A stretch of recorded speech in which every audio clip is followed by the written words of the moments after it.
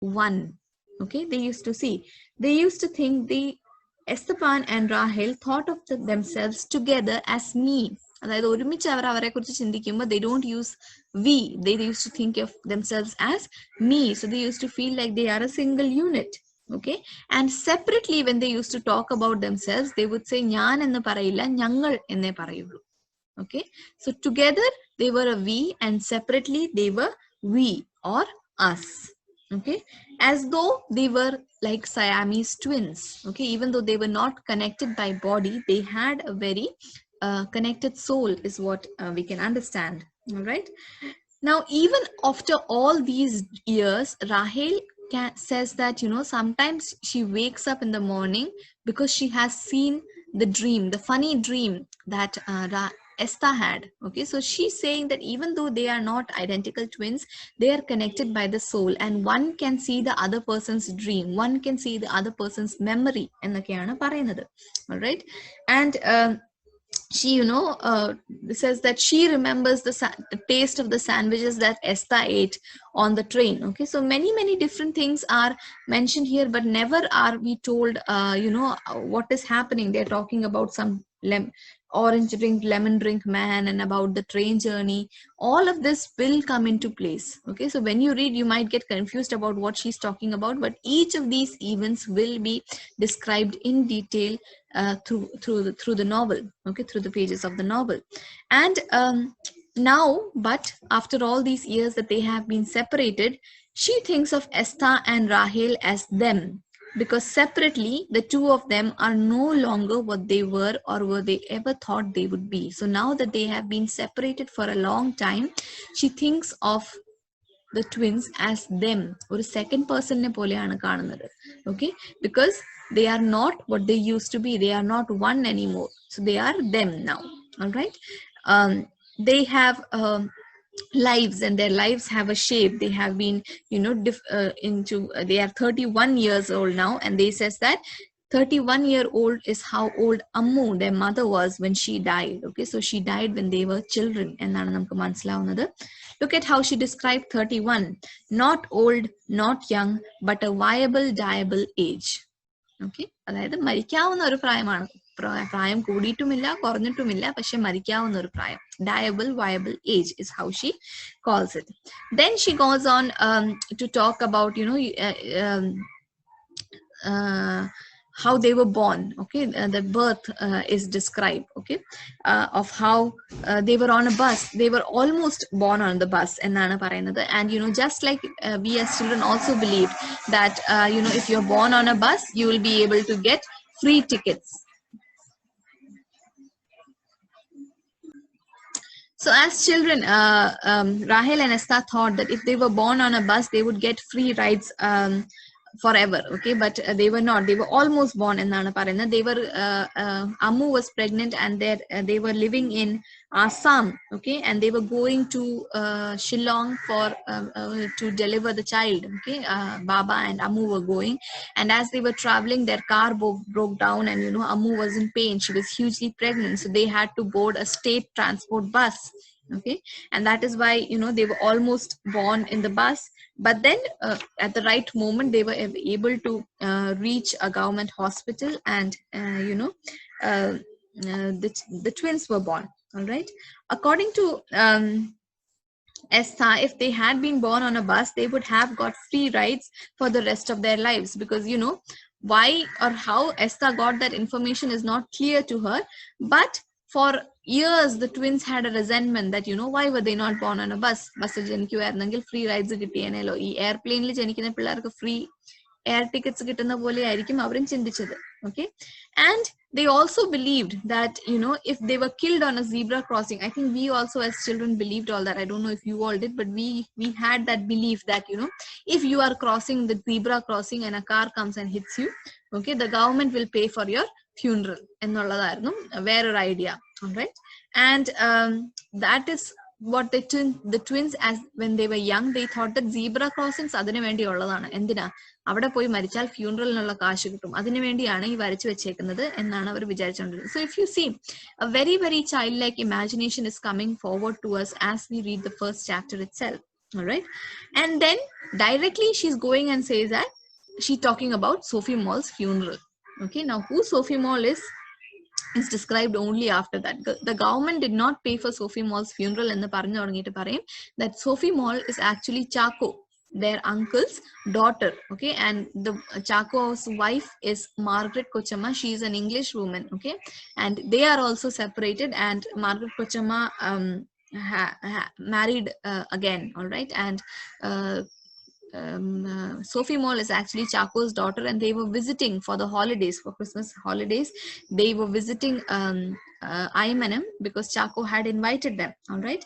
So when Sophie Moll had come to visit, Esther and Rahel were 7 years old, and Sophie Moll was 9 years old.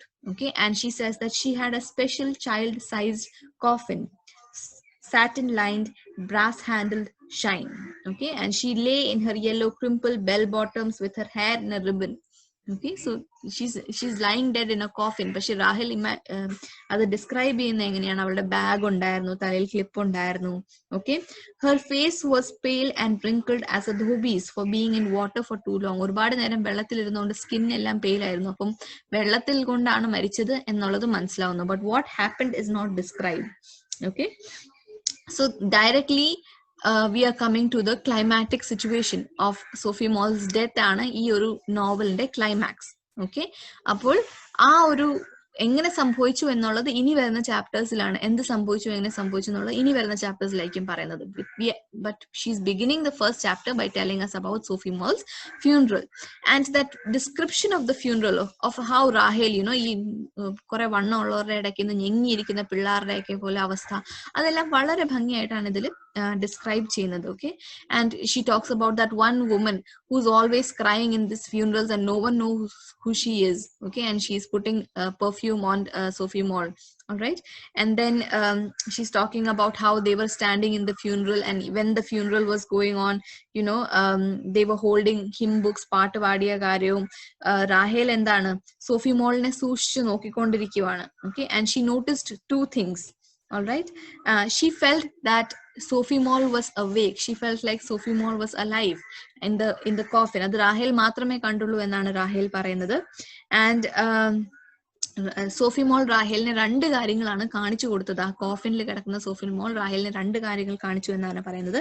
One was the newly painted high dome of the yellow church. ചർച്ചിന്റെ മുകളിലുള്ള dome paint ചെയ്തിരിക്കുന്നതാണ് കാണിച്ചത്.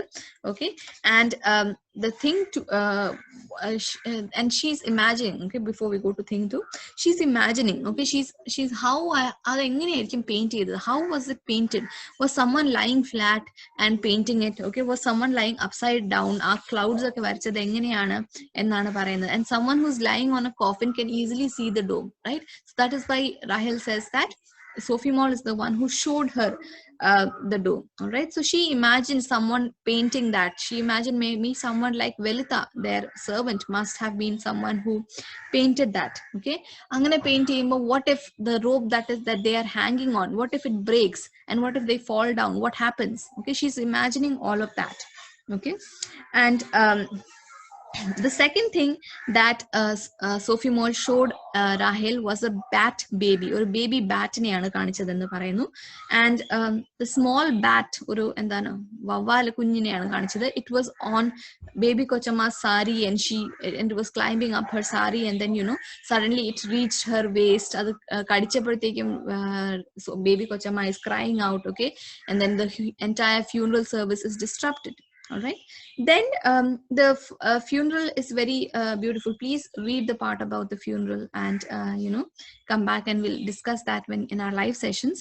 But after that, she directly goes to the police station. Okay, and she talks about the experience that Ammu has there. Okay, Ammu is, for what reason they have gone to the police station is not described, but they but they say that the inspector Thomas Matthew, who had big mustaches like Air India de Maharaja de mustache bolte mustache undarnu, and how he talks to Ammu in a very very derogative manner. He touches her breast with his baton എന്നാണ് പറയുന്നത്. And even though Rahel and Esther are only 7 years old, they did not feel good about it. Okay, and in the journey back, while they are going back home, Ammu is crying, okay, and Esther, the small tiny Esther, is hugging her. And when the conductor comes and asks engotana ticket edukande ennu parayumbom Ammu is unable to speak, but the young child Esther is saying that to Aymanam, two tickets to Aymanam എന്നാണ് പറയുന്നത്. So ഈ ഇതിന്റെ ഒരു പ്രത്യേകത, ആ ഒരു സീന്റെ പ്രത്യേകത എന്ന് വെച്ചാൽ, the moment when this police officer is degrading Ammu and doing that to her, at that very moment Rahel എന്താണ് കാണുന്നത്, ഇയാൾ ഇരിക്കുന്നതിന്റെ പുറകെ പോലീസ് എന്ന് എഴുതിയേക്കുന്നു. ആ പോലീസിന്റെ full form politeness, obedience, loyalty, intelligence, courtesy, efficiency എന്ന് എഴുതുന്നു. That contrast is shown. അതെല്ലാം എഴുതി വെച്ചേക്കുന്ന അവിടെയാണ് ഒരു സ്ത്രീയെ ഇയാൾ ഇങ്ങനെ ട്രീറ്റ് ചെയ്യുന്നത്.